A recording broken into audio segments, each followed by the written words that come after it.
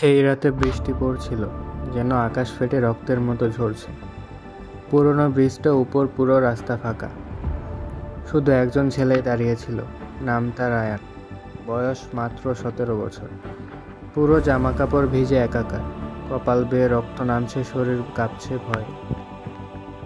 আর সে দাঁড়িয়ে আছে মৃত্যুর একদম কিনারায়।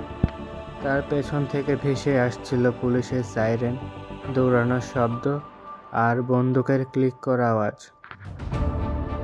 হঠাৎ কেউ চিৎকার করে উঠল, ও ব্রিজের উপর, পালাতে দিও না, আজকেই শেষ করো। আয়ান নিচের দিকে তাকালো।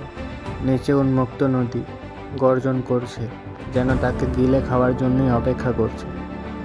কাপা কণ্ঠে সে ফিস ফিস করে বলল, আজ আমি মরলেও সত্যটা বেঁচে থাকুক।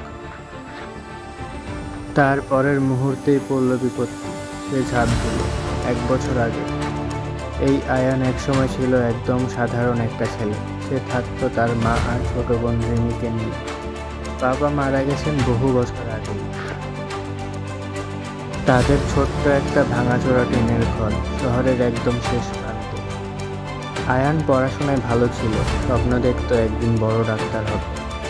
মা চায়ের দোকানে কাজ করত। রিমি স্কুলে পড়তো, খুবই হাসি খুশি মেয়ে। আয়ানের পুরো দুনিয়ায় ছিল এই দুই মানুষ।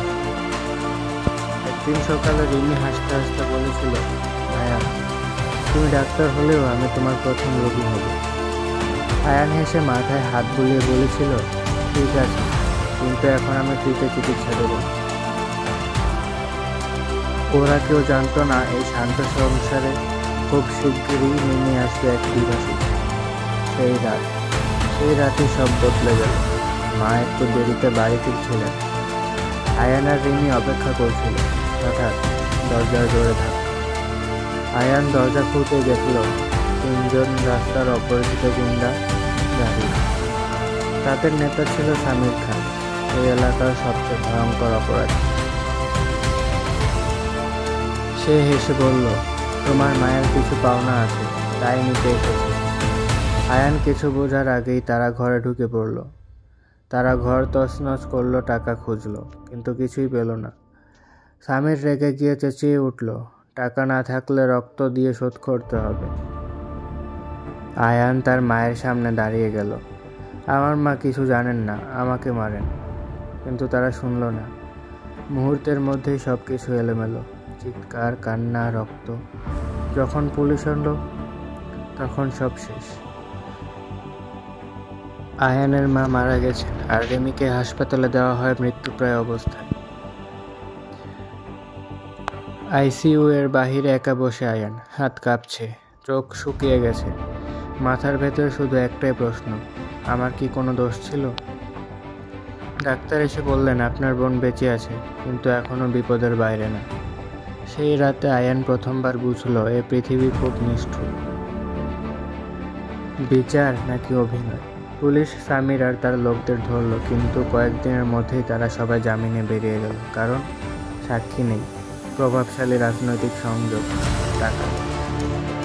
একদিন আদালতের বাইরে সামির আয়ানের দিকে তাকিয়ে হেসে বলল, তুই কিছুই করতে পারবি না। এই কথার সাথে সাথে আয়ান ভেতরের কিছুটা চিরতরে ভেঙে গেল। সেই দিন থেকেই সে বদলে যেতে লাগলো। তার চোখের নিষ্পাপ আলো নিভে গেল, আর ভেতরে জন্ম নিল এক অন্ধকার প্রতিজ্ঞা, আমি বিচার বানাবো নিজের হাতে। নতুন আয়ানের জন্ম। পড়াশোনা ছেড়ে দিল, রক্তের বদলা নিতে সে ঢুকে পড়ল শহরের অন্ধকার জগতে। ছোটখাটো কাজ, চুরি, মারামারি। ধীরে ধীরে সে হয়ে উঠল এক ভয়ঙ্কর নাম। রাতে কেউ তার নাম নিলে কেঁপে উঠত, কিন্তু সে ভিতরে কখনোই ছোট ভাই পেল। সে প্রতিদিন হাসপাতালের বাইরে চেয়ারটায় বসে থাকে রিমির সুস্থ হওয়ার আশা। আবার সেই ব্রিজ, আজ 1 বছর পর। আয়ানের হাতে এখন রক্ত। পুলিশ তার পিছু নিয়েছে, কারণ সে আজ যা করেছে তার পুরো শহরকে কাঁপিয়ে দিয়েছে। সে আজ সামির খানের সবচেয়ে কাছের মানুষকে হত্যা করেছে। এটাই তার প্রতিশোধের শুরু। এখন সে দাঁড়িয়ে আছে পুরনো ব্রিজে, পেছনে পুলিশ, সামনে মৃত্যু। সে নিচে তাকে ফিসফিস করে বলল, মা রিমি, আজ যদি আমি মরি, যেন তোমার জন্য সব করেছে। আর তারপর সে ঝাঁপ দিল। আয়ানের এই গল্পের প্রথম পার্ট এখানেই শেষ। এই গল্পে তোমরা জানতে পেরেছ আয়ানের পরিবারের ধ্বংস, বিশ্বাসঘাতক বিচার ব্যবস্থা, প্রতিশোধের বীজ আর সেই রহস্যময় ঝাঁপ। যদি পরবর্তী পার্ট পেতে চাও তাহলে অবশ্যই সাবস্ক্রাইব করে দিও। পরবর্তী পার্টে যা যা দেখতে পারবে, আয়ান কি বেঁচে গেল, টিমির ভবিষ্যৎ কি হলো, তাকে কে বাঁচালো, আর প্রতিশোধ কতটা ভয়ঙ্কর হবে। পরবর্তী পার্ট দেখতে চাইলে অবশ্যই চ্যানেলটি সাবস্ক্রাইব করে, লাইক করে, কমেন্ট করে জানাবেন।